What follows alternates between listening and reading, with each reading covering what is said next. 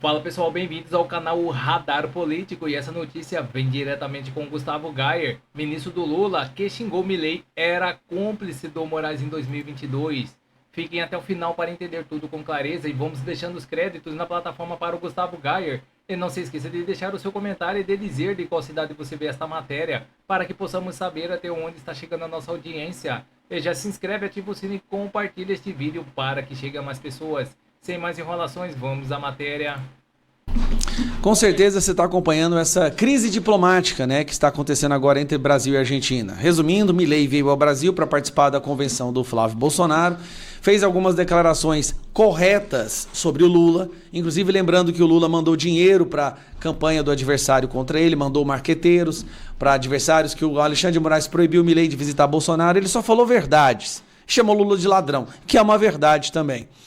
Parece que o Lula não gostou muito e saiu falando algumas coisas e algumas asneiras. Mas aí entrou uma outra figura na crise diplomática.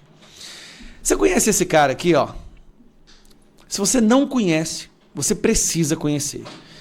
Este cidadão é hoje um dos principais responsáveis pelo colapso econômico que o Brasil está vivendo. Pelo alto custo de vida, pela inflação, pelos altos preços no supermercado. Esse aqui é o cara que tomou a vaga do Haddad. Lembrando que o Haddad teve que sair para ser candidato a governador lá em São Paulo. A vaga ficou aberta. Lula colocou este cidadão para ser o ministro da Fazenda. Cara desconhecido. Ninguém nunca tinha ouvido falar desse cara antes. De repente ele vira ministro da Fazenda. O nome dele é Durigan. E por que eu estou falando do Durigan agora? O Durigan decidiu dar uma resposta para o Milei. Durigan chama Milei de palhaço após críticas à economia brasileira. Bom, Durigan defende o tempo inteiro que a economia brasileira nunca esteve tão bem quanto agora. É verdade, não estou mentindo. Em todos os lugares que ele vai dar uma entrevista, ele fala que nunca a inflação esteve tão controlada, os preços tão baixos, o custo de vida tão baixo. Ele fala que o Haddad fez um trabalho maravilhoso e que se o brasileiro reclama, é porque o brasileiro é reclamão mesmo. Durigan, o ministro da Fazenda, está defendendo que a economia está ótima, que você está ganhando mais dinheiro do que deveria, inclusive. E aí ele chama o Milei de palhaço. Tá, Gustavo, mas o que isso tem a ver? Por que você está me mostrando isso?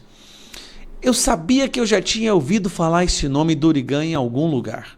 Realmente, eu já tinha ouvido falar. Vocês se lembram daquele grupo de pessoas que o Tagliaferro denunciou por fazer parte daquele grupo da censura do Alexandre de Moraes? Você lembra disso? Daquelas pessoas que trabalhavam em conluio para censurar o povo brasileiro nas eleições de 2022, derrubar perfis? Pois é.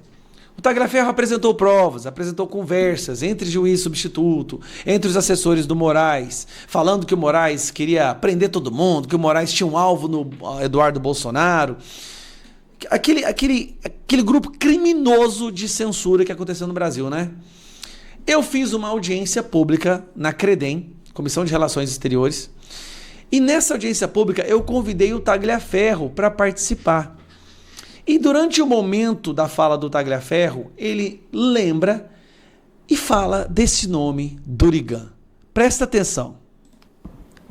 Você poderia nos fornecer os nomes desses diretores que eram obrigados a derrubar perfis e conteúdo antes mesmo de uma nota oficial, para que a gente possa convidar essas pessoas na CPMI?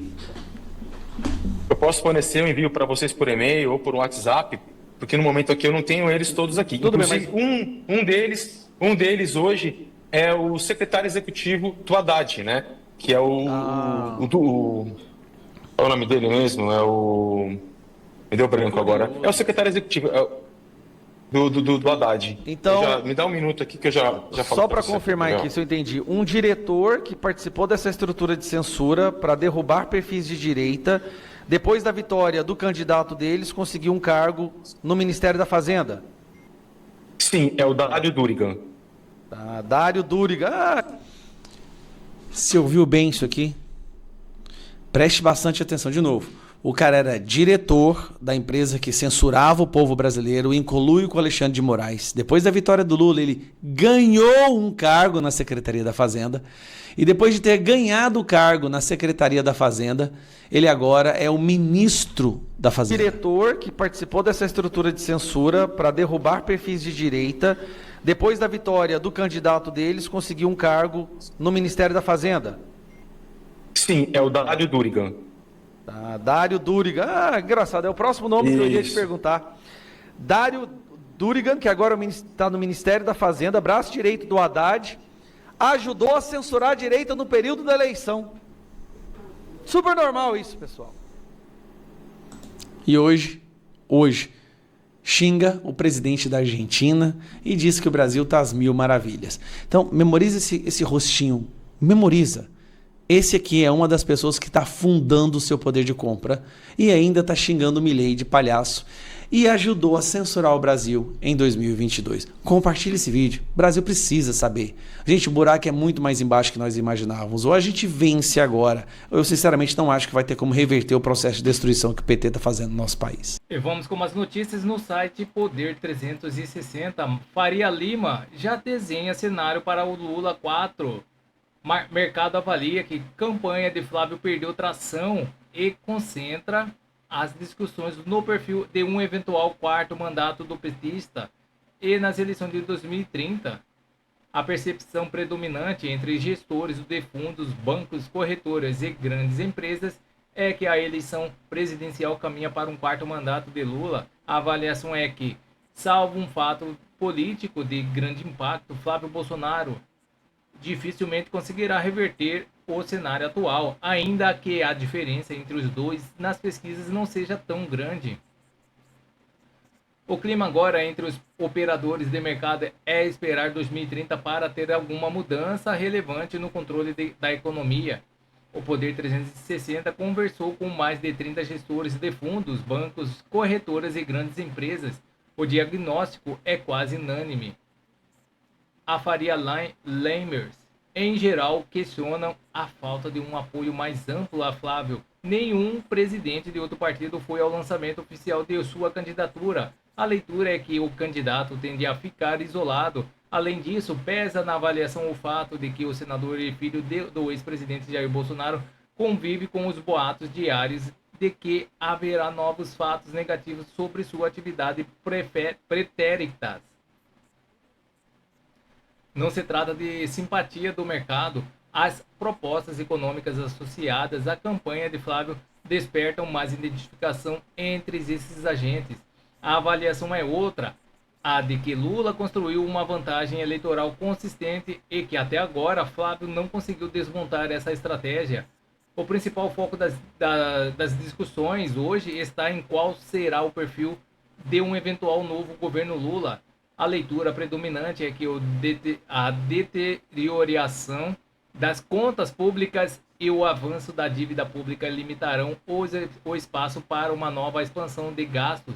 Por isso, parte relevante dos gestores espera que a eventual quarto mandato se aproxime mais do Lula 2, período marcado por superávites fiscais, do que modelo adotado na atual gestão. Em grande média, essa leitura reflete mais um de mercado do que sinais concretos emitidos pelo governo. Ao longo do terceiro mandato, Lula ampliou os gastos públicos e viu a dívida bruta crescer em relação ao PIB, enquanto a política fiscal permaneceu como um dos principais pontos de atrito com o Banco Central. Apesar disso, o governo não deu indicações de que pretende promover uma mudança estrutural nessa estratégia em um eventual novo mandato. Quem é pessimista enxerga uma possível repetição do Dilma II, que terminou com o impeachment do ex-presidente. Os gestores da Faria Lima também não avaliam haver espaço para o surgimento de uma candidatura competitiva da terceira via. Entendem que a polarização entre Lula e Flávio já está consolidada e que ambos devem disputar o segundo turno em outubro. Então é isso, pessoal. Essas são as notícias que estão circulando nas mídias da internet. E não se esqueça de se inscrever, deixar o seu like e clicar no sino para mais informações sobre política. Agradeço a todos pela audiência.